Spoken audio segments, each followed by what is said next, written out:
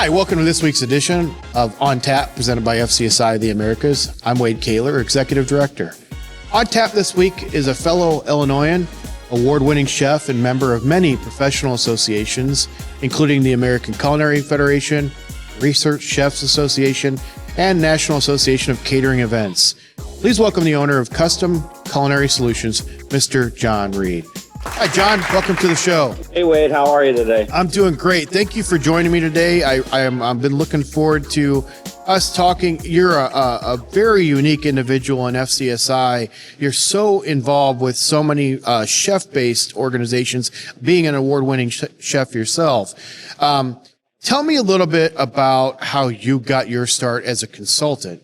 Well, I was working as a corporate divisional chef for a large food service company. We were pushing on, $45+ million a year at the time. And I'd seen a lot of different things. I was an educator. I'd gone up. And of course, in 2008, the downturn, guys with tall, big hats who really didn't make anything were on the cutting block. And I was, they made my position redundant. And I sat there and said, okay, what am I going to do with my career?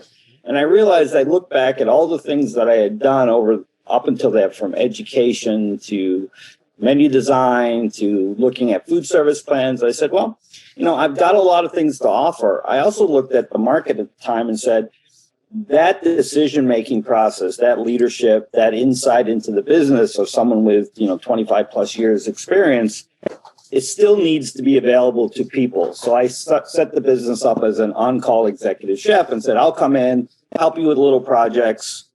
There's no, financially, it was good for the company. They got the stuff done. They didn't have to concentrate on these projects while they're trying to run the business in the downturn of an economy. So that was the approach that I took. So I just started, I put, as they say, put a sign on the front door and opened up for business. And I started helping companies with something that I found really a need in the industry at the time, was leveraging technology. I was running a catering company, and I used to spend 40 to 60 hours a week writing production lists for a large company. And I said, this is ridiculous. There's got to be a better solution out there. So I started investigating it when I was the chef, and realized that there was a need for someone who had that kind of broad base. They were really talented culinary, but they had an idea of how to look at systems and logistics and project flow. And I bridged that gap. Okay. And that's where I really said, all right, I can find that niche. I was looking at some kind of validation to being a consultant. And I did a lot of research, and, a couple of things that said, don't put your name on the door, because they're going to want you every time. So I searched about, what do I do? What are the solutions that I can provide? And then I looked at organizations out there, and I came across FCSI. It was really interesting, and I signed up, and, I think 9 years later, I'm still going, and I've found it a really rewarding organization. It's great network. There's a lot of really good people in there, and it's really dynamic, and it's brought a lot to the table, I think, for myself and for the company. So what do people hire you for? I mean, what are they in trouble with, or what do they need assistance with in order to bring John into the mix?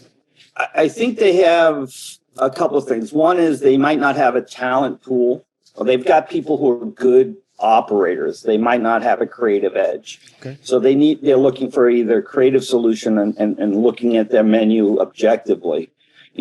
Does it make sense? Are portions the right way? How did we get there? Are the ingredients correct? And then documenting that process from recipes and things like that.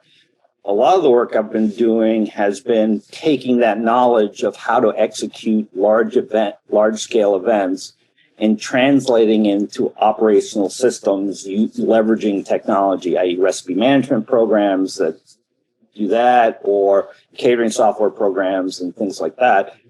That's where I fit in. And most people who want that need know they need to do it, don't have the time to do it because they're busy running their operation. Sure. So a need for a client would be, transitional owner, someone who's been first generation trying to transition, says, we've been doing it this way for 30 years. We need to find a better way to do it. Yeah. And then bridging to gap to the next generation, or a generation of decision makers who say, we can't live without technology, but we don't have the skill set or the people where all the time to do it. How can you help us out? Sure. And that's where we fit in. And of all the projects you've had as either a chef before or an owner of your consulting firm now, what has been either your favorite or the most rewarding experience you've had? I think of all the experiences, we go with one goal.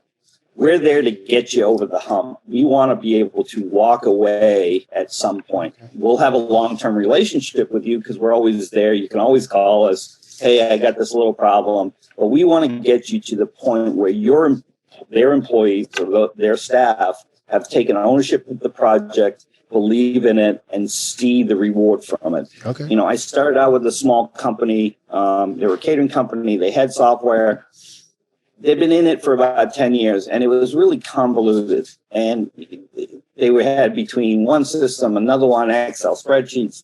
And they had asked me to go in and just fix their inventory. And 8 years later, they were fully documented. And I was there once a week. It wasn't a long term every day. It was financially feasible for them. It made sense. They got good ROI on it. And their employees from the line cooks leverage the technology. They go in, they write their own production lists, they print all their own reports, they have engaged with the system, and they run, pushing 150 events out in a single day, and they don't miss anything. Nice. That to me, that's great. And we have a great relationship. Those are the things that are exciting. Sure. And that part of it, and all of those things are done. I mean, when I think COVID started, I think the beauty of who we are as consultants is we're always there somewhere, and we believe in our clients. Yeah. And I said, look. Well, it's interesting. You said you started the company because of a downturn in the economy, and obviously we've been in this pandemic for a while with COVID.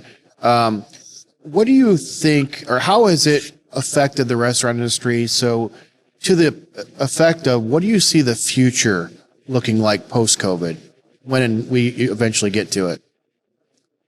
I think early on, I've been a strong believer that we're in an opportunity. It's been put onto our plate from a pandemic, but it's really an opportunity to rethink the way we have done food service for years. I mean, if you look at the way we've built restaurants and built these huge spaces, packed the dining, huge dining rooms, really tried to reduce the kitchens, the way we've done things. Most businesses are highly leveraged, high leases and downtown spaces. And, it's all been based on that. I think people are going to fundamentally change the way they want. People are eating more at home. They're more specific. They have more choices. They want more convenience. That dining experience of the 2-hour business lunch is dead. It's gone. So food service is still a need. People want food everywhere. It's how we're going to deliver it and what is that experience like. Yeah. And I think that's a fundamental change. And I think we've been looking for it. Yeah. I agree. What do you find as a consultant when you walk in? What's a mistake or a misconception you see that most operators make? That they're in their own world, that they're the only ones with their own problems. But it's universal. You walk in and you say, well, why have you been doing that? Well, I think it goes back to that's the way we've done it. And you have to really get in there and say, okay, why are you doing it? Is it really a truly efficient system? Is it really good design? Or is it a reaction to a problem that you had to fix on the fly and never went back and evaluated it? So when you walk into these operations, say, why do you do it this way? And they really don't know the answer. Someone may have made a decision, and that legacy is there, but the person who made the decision is long gone.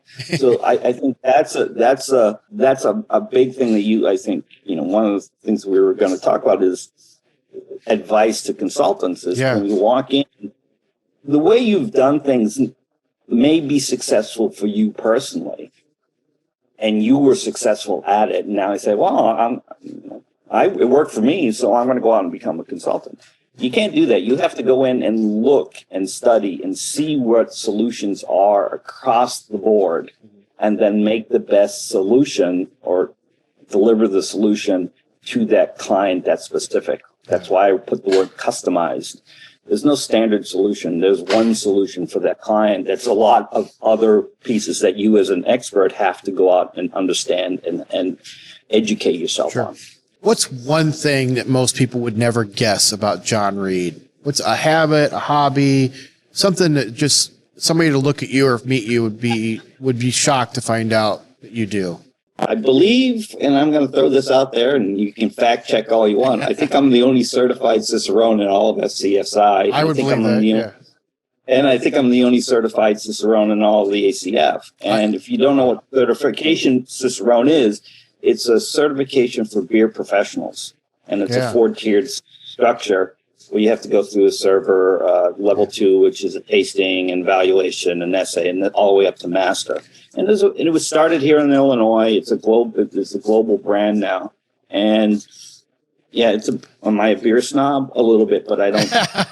And I don't go out and flaunt it. I just say, when I talk about beer, I do it because I'm passionate about it. I've always enjoyed it. I've always found it a fun thing. And Well, what most of our viewers probably don't realize is we were, due to COVID last year, we were supposed to have our conference in Austin for FCSI, and you were actually going to lead us through that with some local beers from Austin that hopefully down the road we're going to be able to do that again, because I want to see you in action doing that. I think that'd be a lot of fun. Well, actually, that's all the questions I've got for today, but before I let you go, I do like to do something that's a little bit lighthearted, a little bit of fun. So I've got a set of questions based on the Would You Rather series. So I'm going to run through these, and they're just dumb, stupid questions that are going to make you laugh.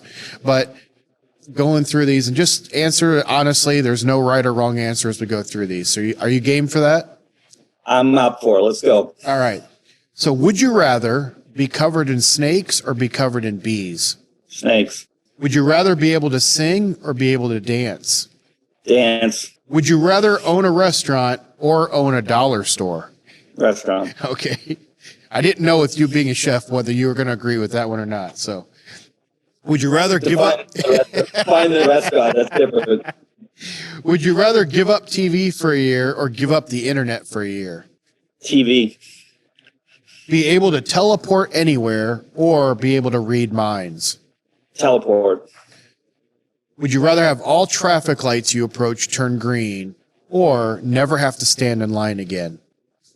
Traffic lights. Would you rather see your future or fix your past? Neither. Neither. Okay. Would you rather have unlimited first-class plane tickets for life or never have to pay for food at restaurants ever again?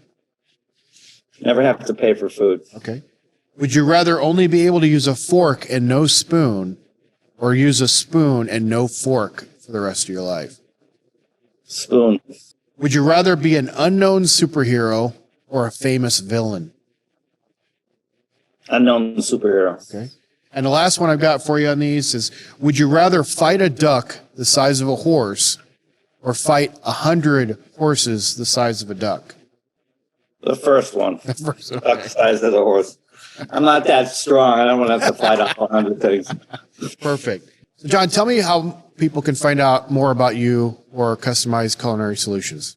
You can find us on our website, customizedculinarsolutions.com. I keep it updated. I put a lot of information out there. I've been tracking what's been going on with COVID, and I put a lot of other fun things on there, my newsletter and a few things. And they can always reach out at my email, john@customizedculinarsolutions.com. And I'm also listed on the FCSI website. You can see me in magazines, and I do a lot of writing, so I'm easy to find. Well, that wraps up this edition of On Tap, presented by FCSI the Americas. If you enjoyed today's episode, please make sure to like and subscribe to the channel, and check back next week when we interview another FCSI member. Until then, cheers.